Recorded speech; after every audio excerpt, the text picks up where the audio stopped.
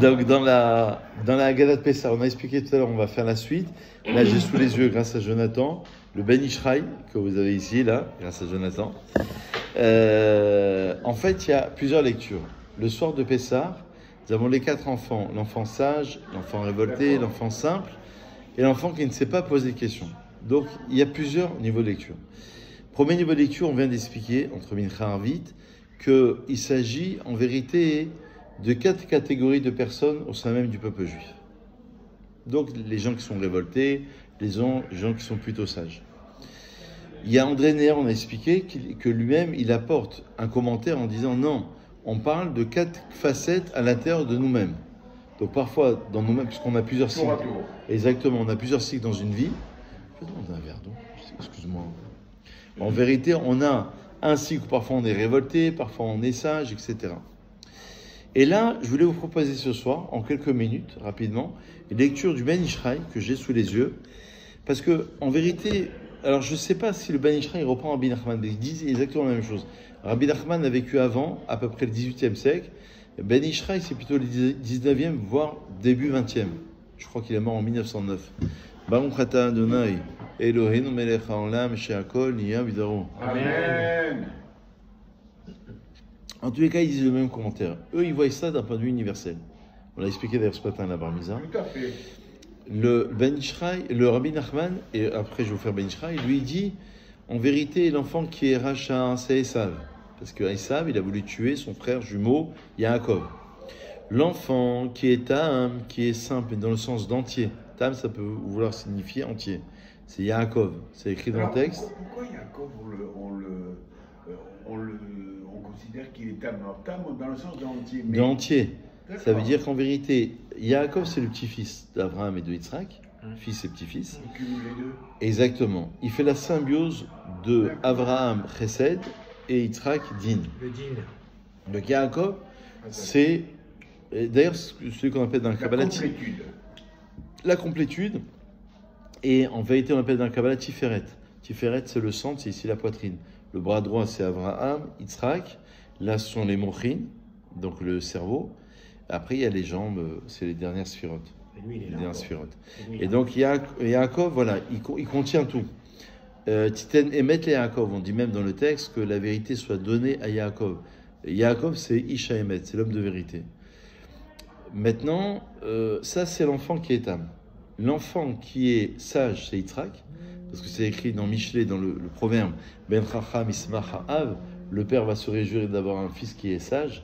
Et le premier enfant à être né, entre guillemets, de père et mère juive, enfin il n'y avait pas de judaïté à l'époque, mais on va dire dans cet esprit-là de monothéisme, c'est évidemment... Tiens, un truc là. Ah, c'est le cahier. Attends, peut-être remets le texte. Voilà. Et après, on a celui qui ne sait pas poser de questions. Enfin, celui qui n'est pas dans le questionnement, c'est Ishmaël. Ishmaël, c'est l'islam, c'est la soumission totale. Alors, non pas qu'ils ne savent pas poser des questions, ils ne sont pas forcément dans le questionnement.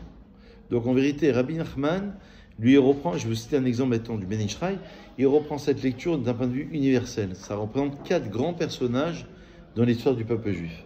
Donc, le but du questionnement, évidemment, c'est de s'interroger soi-même. Le Rambam, il dit que même si on est seul, on va s'interroger. Parce que le but, c'est de transmettre quelque chose, on l'a dit tout à l'heure, d'éduquer, de transmettre un héritage, la sortie d'Égypte, la naissance du peuple juif, qu'est-ce qui s'est passé, et d'arriver dans le commentaire. Et si on ne peut pas le transmettre, au moins que nous-mêmes, on s'interroge. Ben Ishra, il dit comme ça. L'enfant qui est rachat, c'est Esav, parce que il dit lui, Esav va dire, c'est quoi tout ce camp que j'ai rencontré? Et il dit, la kavana, l'intention de Esav, lorsqu'il va dire quel est ce camp, la nature de ce camp que je rencontre, quand il allait à la rencontre de Yaakov, qui voulait tuer, parce que rappelez-vous que Yaakov a voulu l'amadouer, il a fait les tfilotes avant la rencontre avec son frère Esav qui voulait le tuer, il s'est préparé à la guerre, et il a séparé les camps. C'est de ça dont on parle. Mais alors c'est là. Alors là, Ben Ishra, il part dans la luge il y a eu un partage des mondes entre ce monde-ci et le monde futur. Là, on part dans une autre lecture. Et il dit, on a divisé le monde. Ce monde-ci m'appartient. Ce monde-ci, dans lequel nous vivons, ça appartient à Esav. Il dit, on a fait un pacte.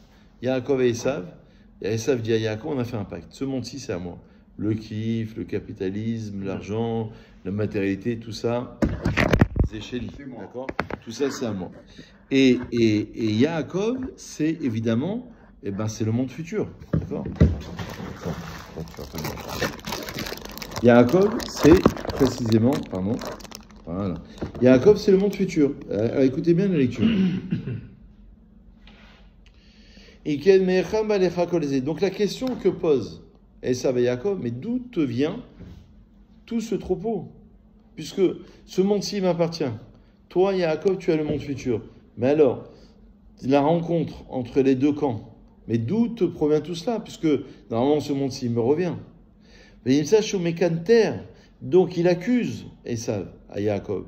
Et d'ailleurs, Esav a embêté Israël pendant toute l'exil, en une grande période de l'exil, les croisades, les pogroms, les acquisitions. Donc Esav, on est vraiment dans cette division théologique, philosophique, religieuse, guerre de religion en vérité. Donc il accuse, tout lui appartient. Et Yaakov, c'est pour le monde futur. Donc il n'a pas de part dans ce monde-ci.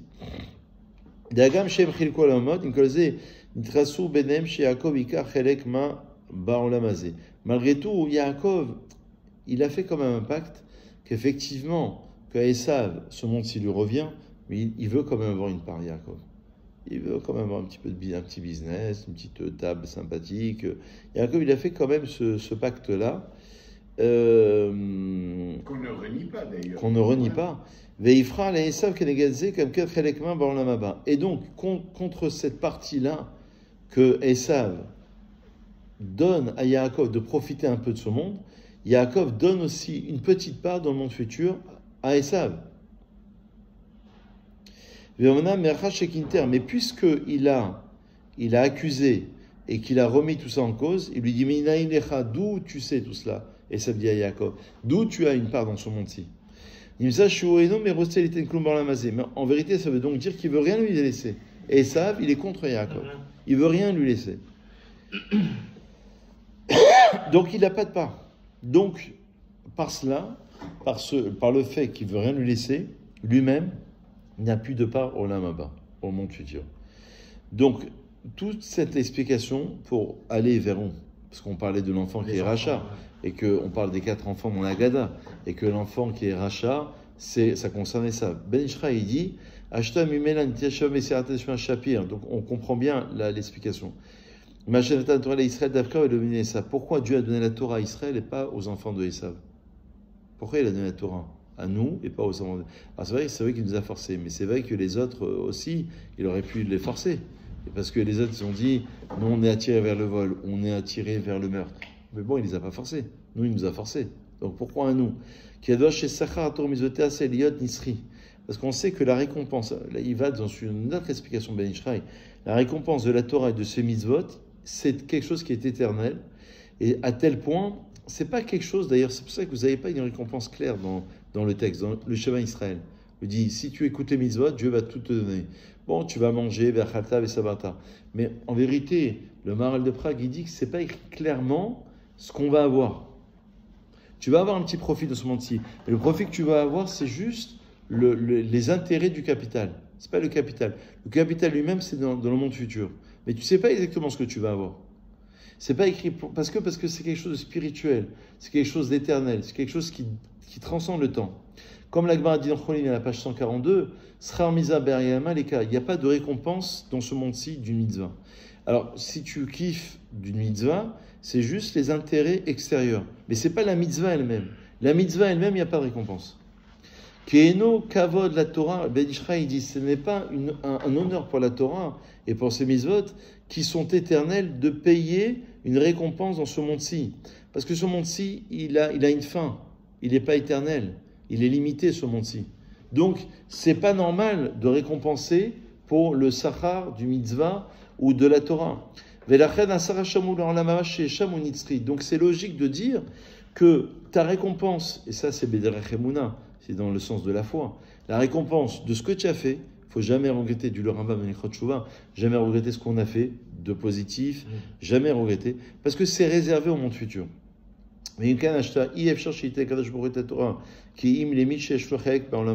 Dieu ne pouvait donner la Torah qu'à quelqu'un, qu'à un peuple qui a un chelek, qui a une part dans le monde futur, afin qu'il lui donne sa récompense. Aval bene Esav, mais les enfants de Esav, ils n'ont pas du tout de contact avec le monde futur. Ils n'ont pas de lien. Comment il va leur donner? Donc comment il va leur donner quelque chose qui est éternel? En fait, il y a le fini par rapport à l'infini. Comment tu vas donner à un être qui croit au fini, à ce monde-ci, une part dans le monde futur qui est infini? C'est pas possible. C'est pour ça que Dieu nous a donné la Torah à nous et pas à eux. Ça, c'est pour répondre, évidemment, à l'enfant qui est Racha, qui est Esav, et qui dit, mais finalement, pourquoi cette séparation? Pourquoi moi, je n'aurais pas aussi une part? Eh bien, pourquoi tu n'as pas une part? Pour cette raison. Donc, ça part très loin. L'enfant qui est Etam, je vous le fais rapidement, on a quelques minutes, mais c'est une belle lecture de Ben Ishraï quand même qui est intéressante. Il dit, l'enfant qui est Etam, ça veut dire pas qui est simple, qui est entier, la complétude, comme vous le dites, c'est Yaakov Avinu. Parce que Kika, quand il a vu le matin que c'était Léa, il a dit Mazot, qu'est-ce que ceci? Il pensait aller avec Rachel, et finalement, Léa. Finalement, c'est Léa. Il avait deux femmes, plus les deux servantes.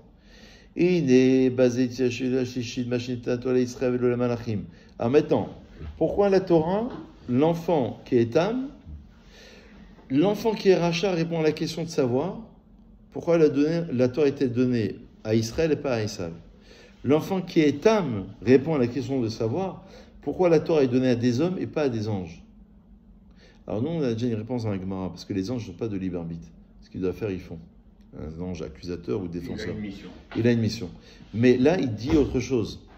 Il dit qu'en vérité, pourquoi la Torah est donnée à Israël et pas aux anges qui ont été créés avant? Parce que les anges ont été créés avant Israël, avant Adam. Adam, il est créé, Adam, l'homme, est créé à la dernière seconde, le 6e jour, juste avant le crépuscule. Bon, plusieurs heures. Parce que les Mefarshim disent comme ça sur ce verset, Vaï Baboka Vaïné Léa, Yaakov pensait aller avec Rachel, finalement il se retrouve avec Léa. Donc il dit Mazot, qu'est-ce que ceci? Et la question du Mazot, qu'est-ce que ceci? C'est la question du Tam. Et il dit c'est quoi? Qu'est-ce qu'on fait ce soir? On dit bronzé. C'est pour ça qu'Hachem nous a fait sortir d'Égypte. Je lui explique la sortie d'Égypte. Alors pourquoi Yaakov dit quand il rencontre Léa, Mazot, qu'est-ce que ceci? Dénibé avant un Tzidkout, parce qu'il était tzaddik, il était juste. On a dit la Tzidkout, le Hémet, appartient à Yaakov Avinu. Alors Gam Léa est tzadeket gedola. Et Léa aussi, elle est tzadeket. Grande juste. Velama Moesbab. Donc pourquoi il la réfute? Pourquoi il est en horreur face à Léa? Veine Léa, voici Léa. Eh bien, c'est une tzadeket aussi. Tu n'es pas parti avec Rachel, tu es parti avec Léa. Si c'est par rapport à la simple beauté extérieure que Rachel était plus belle qu'elle, que Rachel était plus belle que Léa. C'est écrit dans le texte. Et comment, ça, c'est pas une explication, il dit comment on peut concevoir que le meilleur des Avot, enfin si on peut l'appeler le meilleur, il puisse penser cela grâce à la beauté. Pourtant la beauté, elle n'est qu'éphémère. En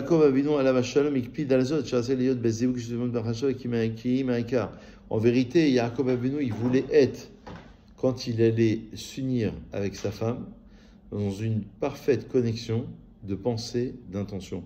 Vous savez que la manière sur laquelle on s'unit, ça donne naissance à un enfant qui est plus sadique. Si la Mahashava est Tova, il va s'unir avec sa femme, il va le faire dans une intention, et chacun peut avoir au moins une intention de donner naissance à quelqu'un qui soit sadique. Évidemment, en respectant les règles de la nida, la séparation, que la femme a umigvé, mais c'est pas suffisant. C'est ensuite avoir une kavana qui soit bonne. Donc en vérité, il voulait absolument associer la Mahashava, c'est ça Ishtam, c'est Yaakov. C'est d'associer, pas d'aller avec sa femme comme ça, d'associer, parce qu'il donnait naissance à tout le peuple d'Israël. Il donnait naissance en allant avec sa femme à toutes les tribus d'Israël. Et il y a Shimon, et il y a Reuven, il y a Lévi, il y a Yehuda. Donc il voulait associer la Mahashava, qui était l'essentiel, avec l'action. Ok. Donc c'est de cela qui se plaint. Il dit Mazot, qu'est-ce que ceci? C'est pour ça qu'il dit Mazot. Vous comprenez? C'est ce que dit Ben Ishraï. Donc c'est ça la troisième question du Mazot. Qu'est-ce que ceci? Et on comprend mieux pourquoi la Torah est donnée à Israël et pas à des anges. Kima chez un malachim livré au Kodem, parce que par rapport au fait qu'ils aient été créés les anges avant l'homme, c'était dans l'action. Mais dans la Mahashava, Israël est créé avant. Allah be Mahashava techila. C'est-à-dire les Neshamot d'Israël sont créés avant la création du monde, d'après le Zohar.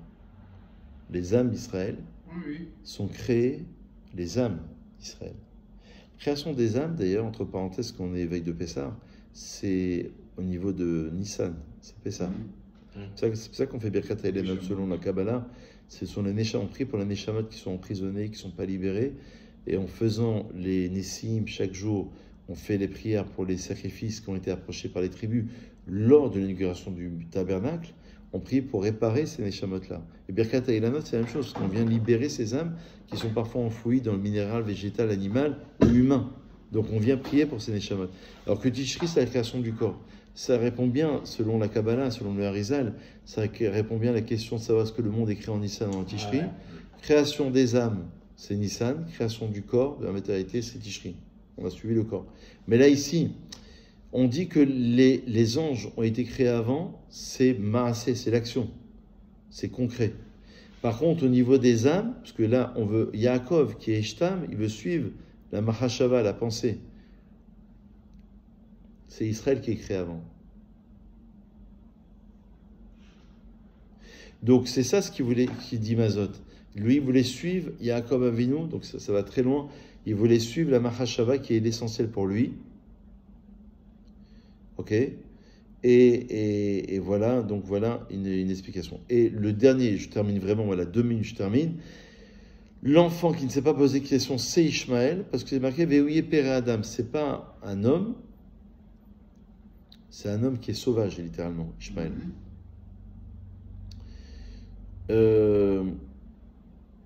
Ça vient répondre à la question de savoir. Donc chaque enfant vient répondre à une question. Donc pourquoi c'est Israël et pas Esav? Deuxième enfant, on n'a pas fait le premier. Troisième enfant, c'est pourquoi la Torah est donnée à Israël et pas aux anges. Parce que Israël, c'est Yaakov. Yaakov, c'est l'homme qui est entier. Et la Mahashava, elle précède la création, la pensée, donc elle est avant. Et la quatrième enfant, l'enfant qui ne s'est pas posé de questions, c'est Ishmaël. Ça aimerait bien répondre à la question de savoir pourquoi on n'a pas mentionné lors du don de la Torah la faute du veau d'or, qui aurait pu invalider totalement la réception de la Torah. Et bien justement, regardez comment c'est beau ce Ben Ishraï, il dit vous n'êtes pas resté pour rien, parce qu'au moment où Dieu a voulu Ratzalatzil et Agar Ishmael Minatsama, au moment où Dieu, d'après le Midrash Rabbah, chapitre 53, il a voulu sauver Agar, donc la servante de Abraham, et Ishmaël de la soif, ils étaient dans le désert. Ensuite, elle a vu Be'er la Chayroi, un puits d'eau. Les anges ont dit, mais je ne comprends pas, laisse-les mourir. Ils vont embêter Israël jusqu'à la fin des temps. Aujourd'hui, c'est Ishmaël. Alors, il n'y a pas de caricature, c'est pas tout Ishmaël, il y a du bon, du mauvais partout. Hein. Mais c'est une partie de Ishmaël en tous les cas. Donc, laisse-les. Et le Midrash, il répond, il dit non. Là, maintenant, ils sont tzadiks. Agar et Ishmaël, à ce moment-là, ils étaient bien. D'ailleurs, Ishmaël fera teshuva à la fin des temps, il écoutera Dieu. Mais là, à ce moment-là, ils sont bien. On ne va pas juger un homme sur la fin, même si on sait ce qui va se passer. Au moment où on parle, il est bien. Donc c'est ça la Ba'asher Usham, on dit là-bas. Chez Min Ishmaël Mocha She'enda Kadosh Baruch Hu et Adam Hashem Sovo. Donc en vérité, de Ishmaël, on apprend que Dieu ne juge pas l'homme selon sa fin, que à l'endroit uniquement où il est. Donc en vérité, ça vient répondre à la quatrième question. Au moment de la Torah, l'Odan Kadosh Baruch Hu Ki Ma'asher Usham, Dieu ne les a jugés que à l'endroit où ils étaient. Or, à cet endroit-là, ils étaient très bien. Même s'il y a eu Matan Torah, et même si ensuite il y aura des erreurs, au moment où ils sont là, ils étaient très bien. Donc ça vient répondre à 4 questions différentes. Baruch Adonai Le'olam, Amen.